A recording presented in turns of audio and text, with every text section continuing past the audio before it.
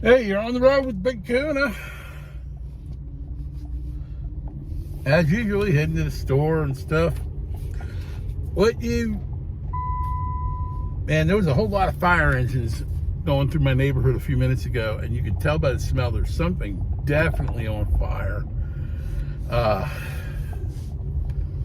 So I hope I don't encounter them on my way out, because that'll mean a whole lot of traffic. And got to say a prayer for whoever owns the home or the property that's on fire. So, Lord help them out. All right, getting to what the body of this video is going to be about. Voldymyr Zelenskyy, sorry, it's a tongue twister of a name. He's the president of the Ukraine, and I want to kind of fill people in on him. There's a lot people are ignorant of this guy. This war has no good guys whatsoever. I don't want people to think otherwise. Yeah, Putin invaded them. And if you've seen any of my other videos, this isn't like a war like normal wars. What this is a war between two rival crime syndicates. That's what it would most be like.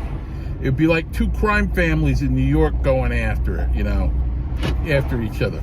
You ever see The Godfather? That's what's going on over there right now. And the people are suffering for it. See, Putin's corrupt. He's made all this money off of his oligarchs and stuff like that. The guy's a billionaire, all right? He's a tyrant. So is Zelenskyy.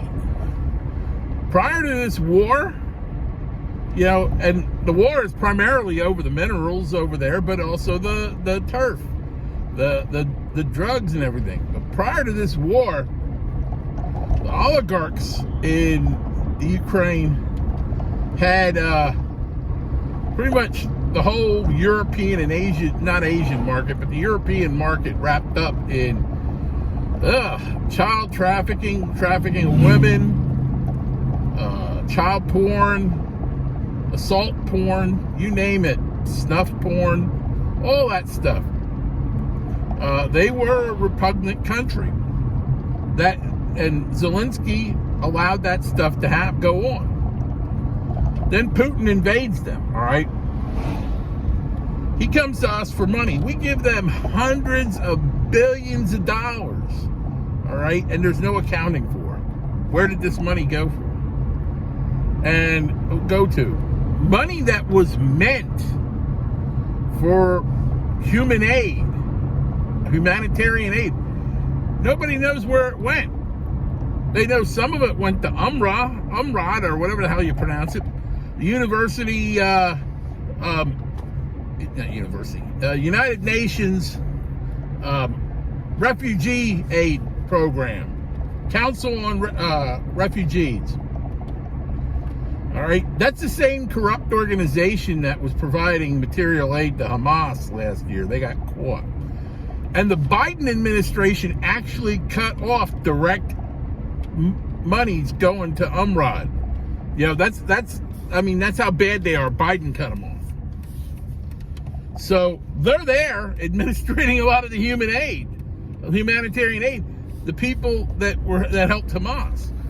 And they're laundering money for terrorists and the oligarchs and all that. And meanwhile, while people are suffering, people that don't have plumbing, don't have heat, don't have electricity, don't have food, are suffering, while Zelenskyy lives in a palace when he's in the Ukraine, an elegant palace with his wife. And his cronies, the oligarchs, they got electricity, they got plumbing, they got, water, heat, they got all that, just like Zelenskyy does. Well, 90% of the country suffers. Now, Zelenskyy is a dictator by any definition of it. He was elected in democratic elections in 2019. Before the end of his term, He's overstayed his term. Before the end of his term, he suspended the Constitution, canceled the elections in 2024. He expelled the Eastern Orthodox Church from the country, claiming they were spies for Putin. His political opposition has disappeared. They either were imprisoned or exiled or executed. So he really has not that much. And the country became very boisterous against him sometime in 2022, 23. Now they keep their mouths shut because they know what could happen to them. They snatch teenagers off the streets, send them to the front line and put a rifle in their hand without any training. They just snatch them off the streets. Their family don't know where they are or anything. There's video of that going on. He's begging for money. He's panhandling for money. He's the president of Ukraine, and he spends, last year, according to the Guardian newspaper in England, he spent 240 days traveling to events, traveling to a lot of things, begging for money to politicians and the affluent and celebrities. He was going to events like, the Cannes Film Festival and stuff like that. He's no warrior. He's a cosplay commando. His wife has been traveling around on private jets. She went on shopping sprees with our money in London and Milan and Paris and even in Manhattan.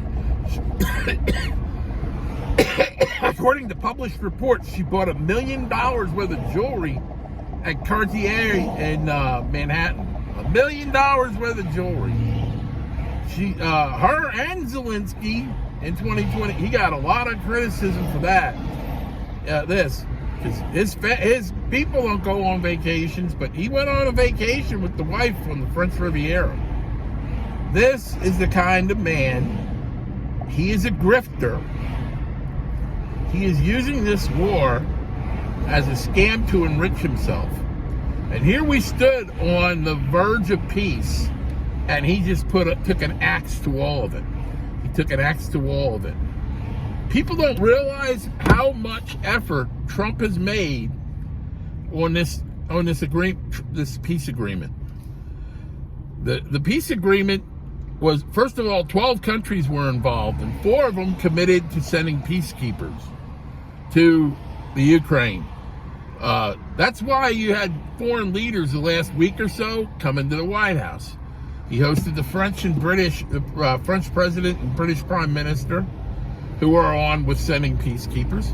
He met the ambassador to Poland. Poland is on sending peacekeepers. So is Germany. But Germany can't send their people or their military there in a military vision. So they're there in a support capacity alone. That was part of the peace treaty with Germany, that they no longer, their army is a standing army, but they're not allowed unless the NATO charter has been invoked. Then they can go and fight. But they have restrictions, but they have committed to being peacekeepers. All of this, he had to sign 2 pieces of paper. That's all Zelenskyy had to do. Instead, he starts this shit. Zelenskyy don't want to give up the minerals. That's his problem. He wants us to give him money and nothing reciprocal. This is recompense for what we have done for him. Is the minerals. Also, this is sure security for his country. But he does not want that, because as long as the war is going on, he can scam the world. And this isn't the first dictator to do stuff like that. You had a lot of dictators that scammed our country in the past. It's disgusting. people don't realize this. There's a lot they don't realize because the government doesn't. Not the government. Yeah, the government-controlled media doesn't report it. So, it has to do with outside sources like me and a lot of influencers to put the word out about what, this isn't the first video that I put out about Zelenskyy. And I mean, I've been putting out videos about this war since 2021 about why we should not be involved. And this